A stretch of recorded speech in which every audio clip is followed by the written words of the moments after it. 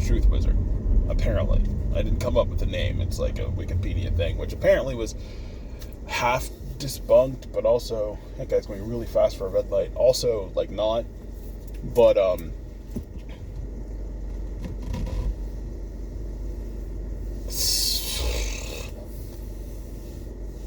Caesar went through,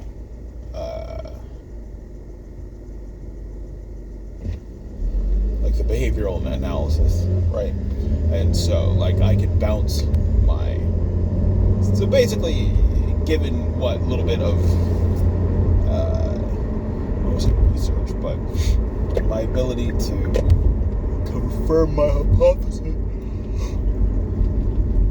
with someone who's theoretically trained in the art, gives me a high level of confidence in regards to the accuracy of my predictions, in that sense, we'll say. At the end of the day, it's literally just reading people, right? Like the mentalists in Lie to Me. I didn't like Lie to Me, actually.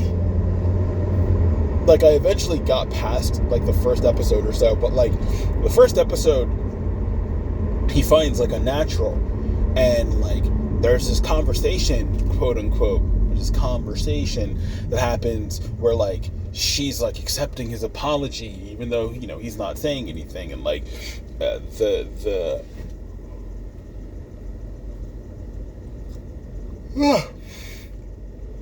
subtext is that, you know, she's reading these reactions from him. The problem is, he's not fucking saying any of the things that she's picking up from him.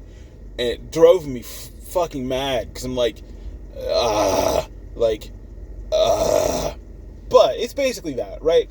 You pick up micro-expressions, you pick up body language, you pick up tonal shifts, you know, body language. I think I said that already. But basically, the way it works is you're just making, like, an encyclopedia or a catalog or, like, a repository of information in regards to, you know, how people that you interact with on a regular basis, basically it's their baseline, right? Like, with any sort of, you know, like a control group, like, you have to establish the baseline of somebody's behaviors, and that will give you the indicators when they're off base, right? When something's weird, when something's up, when something's not normal, their behavior patterns, their tonal shifts, the way they converse, all that stuff is going to be different than what you have, you know, as what, you know, their normal behavior is. So that's basically, you know, kind of how that's kind of how it is, you know. And then you have to learn, you know, how to diagnose and to read, you know, what all these underlying, you know, cues and signals that you're picking up from people mean. But I mean, at the end of the day, that's basically all it really is. You know, it's just that. It's just that's what it is, right? But so, you know, you learn to read people, or realize that you do read people, and it you know, once you correlate that to, you know, the personality behind the person. So, you know, you have you know, how the inner person expresses themselves through their behaviors, right? Like, the person you are inside interacts with the world through the levers of your body and your face and your voice. Like, how you interact with everyone and everything around you isn't necessarily the person that you are entirely inside, right? Like, it's like we all have the inner voice thing, and then we all have the person that we are when we're talking to people, outside of the whole, you know, how you are at work versus how you are at home. Like, at the end of the day,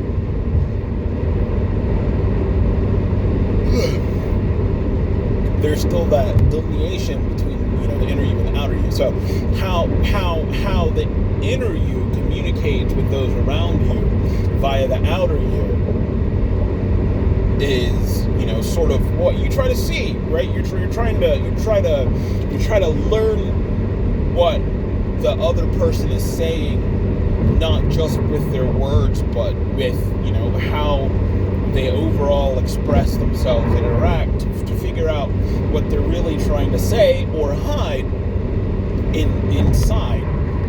So you try to speak to the person inside as opposed to, just the shell that we all display. Anyway, so that's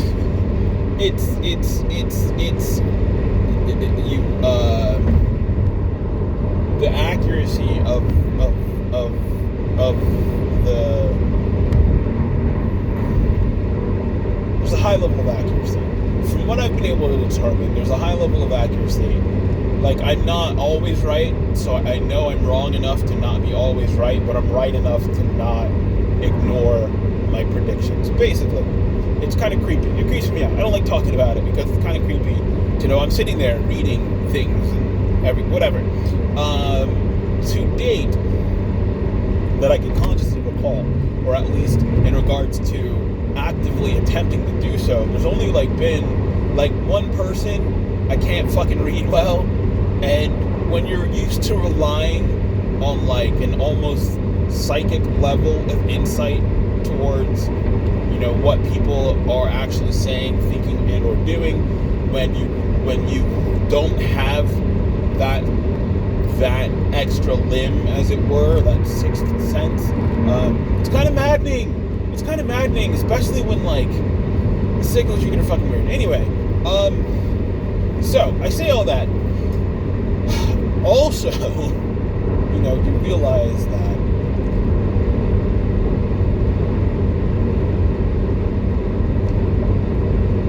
I've looked. I can typically look at a situation to a degree, right? Let's just put a disclaimer on all this. But I can typically look at a situation, and see boy likes girl, girl likes boy. You can see that. You can see the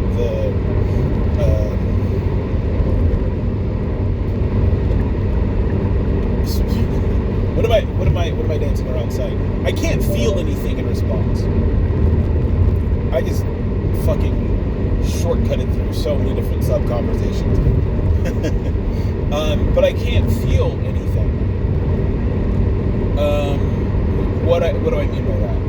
I can, logically determine love being a chemical concoction in your brain. What is desire, what is want, what is love? That basically, you have met someone who triggers the correct conditions for your brain to produce a chemical concoction, which in and of itself translates to being the emotion that we feel and or know as love and or desire and or lust, or some combination of those factors. Now, I can't, how you are and what may or may not have triggered that particular reaction is whatever. It's specific to the situation, the people, etc., etc. I can't break down every single person and every single relationship, blah, blah, blah, blah, blah. You like what you like. I get it. And I can typically read that from other people. Sometimes people are kind of stalkery. And I'm like, wow. Because, you learn to dance around saying things and doing things to people who have unconsciously revealed, their thoughts that they may not otherwise or wouldn't say out loud. You get it, right? Whatever. But sometimes you get a little too insistent on trying to say without. Some people. It's been a little stalkery recently. Just a little too intense. With a couple people, I'm like, wow. I'm gonna need you to take a step back because you're kind of stalkery right now. But you can't say that. That hurts people's feelings if you say that, right? And then you have to, it's fine to just be like, well, I'm gonna shut it down immediately. Yeah, I get it. But if you have to interact with this person on a regular basis, it's not the best way of going about doing things. What the fuck is this dude doing? He's freaking me out. Fucking go or don't go. Don't sit beside me. Jesus. Oh, I hate that. If you're gonna pass me, bet. It's all you, right? Do it. But don't like accelerate right up and then like fucking stick beside me. That's fucking creepy. It's creepy. It's not normal behavior. Anyway, the highway's fast enough. Like I'm not gonna say how fast I typically drive home. But I'm not doing. It's for crime. I drive about 85. Not even about. I set my cruise control at 85. I'm being like passed pretty regularly, which is pretty fast for the highway. Like almost everybody's passing me tonight. That's rare. Like this is a fast stretch of highway, but typically it's not like being passed by everyone all the time. Typically, I'm completely on a completely different subject. Let me go back. I can ramble about that because this was the one I was talking about the other night that I was going to talk about but didn't. So, I can determine logically or intellectually, what love, desire, love, I get it, right? But in terms of it, what's super weird is that I can see the stalkery behavior, and it may come down to love language. I'm fairly certain. I don't know. I think I try to convey how I feel about a person as desperately as possible so that they truly understand and have like no questions as to how I feel about them or how I look at them. I very much want to make certain, or at least do my best to try to convey that in a way that the other person can feel it. The flip side of that, though, is that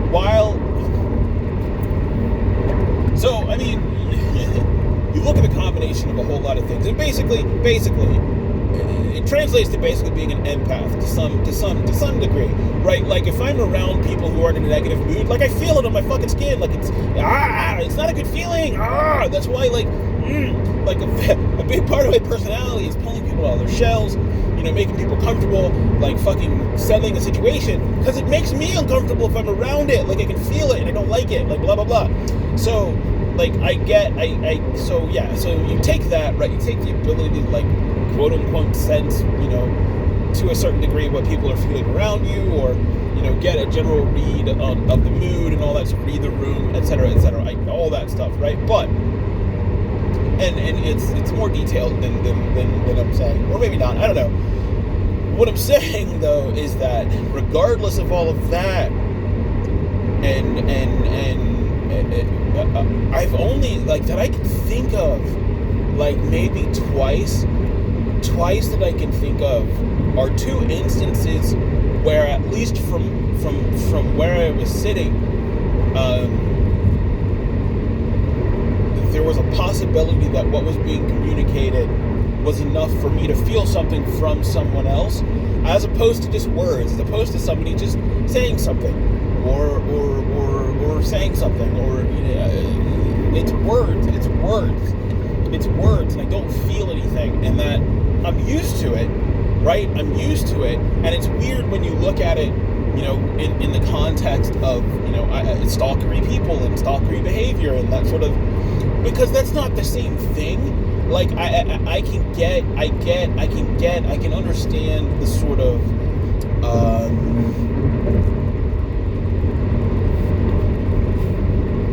it's a different thing. Like obsessive, there we go. I can sort of see the obsessive context behind quote unquote stalkery behavior. Like I get that. I can't really, I can tell, obviously, if you're being like stalkery towards me, I obviously can tell that you're being stalkery towards me, right? And I get it. I can logically and intellectually understand that. I don't know why, really. Like, okay, I guess I'm fun to talk to, like, sure. But, like, especially if I'm not, like, giving you positive signals, like, why do you, whatever, okay, like, just don't cross certain lines, and you kind of are, so I'm gonna need you to take a step back, but sure, like, I can get that, but that's different than, like, let's call it true desire. Like, I've only, maybe 2.5 times, I can sort of point to a behavior pattern that I sort of felt inside, that was like, I feel the desire of the other person towards myself. And I don't know if I can say what they are. I'll think about that later. But like only twice in quite a long time. Like it's a 2.5. So what that means though is that I don't want to say jaded, but I mean it's a weird sort of place to be in, because you don't believe anybody at the end of the day. Like, I already have massive trust issues, and unfortunately they've been fucking justified and reinforced, because that's fun. So I already have fucking huge massive trust issues, like a fucking cavernous Grand Canyon grade trust issues. The end. But when you put on that the ability to sort of sense people, combined with the inability to truly feel the emotions of someone else towards you, like I can see and feel if you're in a good mood, if you're in a bad mood, if you're upset about something. I'll talk to you about it. We'll figure it out. We'll get through this together. Yeah. But what I mean is, like, when the true desire, and I don't mean that obsessive stalkeriness, because that's not the same thing. I don't know how to like I was talking to someone, and like I know how I get, and I just really needed to talk. Right? I needed to talk to you. I need to get it out. I need to just talk. Right? I need you to be here so I can talk to you. And it was great because that happened. Right? I got that moment where that communication happened, and I was appreciative of it. Right? Like, that was huge for me in regards to somebody giving me that moment and that time. I loved it. What the 0.5, this is the 0.5, there's 2.5. The 0.5, however, was that it wasn't just that moment. Like, that moment was extended due to the desire of the other person to continue the conversation. In that sort of, in that point in time, in that moment, in that context, sort of made it feel like it wasn't purely just, you know, the willingness to be there and have that conversation with me, so much as, you know, the desire to continue having a conversation with me outside of that moment. That was the 0.5. The other two were a bit more intense, at least in regards to the sensation I felt. But it was like that moment where my mind caught, and it was like, oh, it's not just the willingness to be there. It's like, you know, this person actually wants to spend some time with me. That sort of pushed a feeling into my chest that was an external versus an internal. Because, like, I feel like I can externalize the internal emotions that I have towards other people, but I rarely, if ever, feel that same level of emotion in response. It's basically like being able to talk to everyone, but never hearing anything back, if that makes sense. Like, that's, emotionally wise, like the best way I can sort of put it at the moment. Like, you know, I can, and it's weird too, because it's like the surface level. Like, I can get the surface level, I can even get deeper than the surface level, but like, truly feeling the intensity of someone really trying to convey, you know, the depth of an emotional response that they possibly have towards me in a way that sort of resonates, is a huge rarity. But that's, it exacerbates the trust issue that I have, because I know how hard I try to work, typically, to sort of convey that myself. So the lack of that response is what makes it echoes. It echoes against the trust issues, because everything else is just words. And unfortunately, regardless of if they're the perfect words for the moment or not, I don't trust those anymore. Because words are words. Like, I try to be honest. I'm not always honest. I don't like the fact that I'm not always honest. I try very hard to be as honest as possible, as much as possible, outside of various things that are required for work. Outside of that, though, I'm not perfect, so I'm not going to sit here and say that I've not made any mistakes, but I try incredibly hard to be as honest as possible, as much as possible. I know other people do not. And that's kind of... I remember one of the last times I called my father's voicemail. I don't remember why. My mom, I guess, tried to make me call him at some point. And I don't remember. I tried calling him. All I got is his voicemail. I don't remember what it said, but I remember that I recoiled from his voice because it sounded like he had taken his abilities with his voice. Like, I can play around with my voice. If fucking all of the various ones I've posted from now demonstrated that, right? But, like, if you abuse that, that's what it sounded like when I heard him, and I recoiled from it. Like, he had abused his voice, and it was dirty. It was dirty, and it was filthy. And I don't mean like filthy in regards to like polluted. Like, it was not. I recoiled. So I very much do not want to have that voice. I do not want to have that happen to my voice at all. So I work very hard to try to be as honest as possible, as much as possible. But at the same time, I know other people don't. And that has been used against me. So, like, words are words are words. And, like, yeah. This is a big rambly thing. But that was, like, the other thing I was thinking about. Like, just...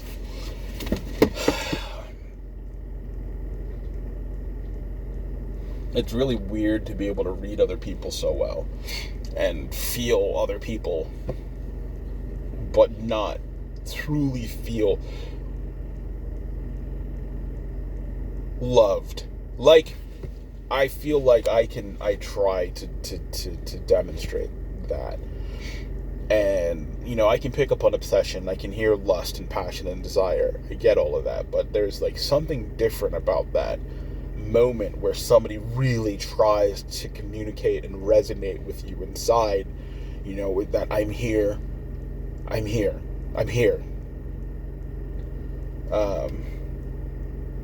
Yeah. That's what I don't remember what my thought process was to get to that point, aside from probably it was just a super bad day.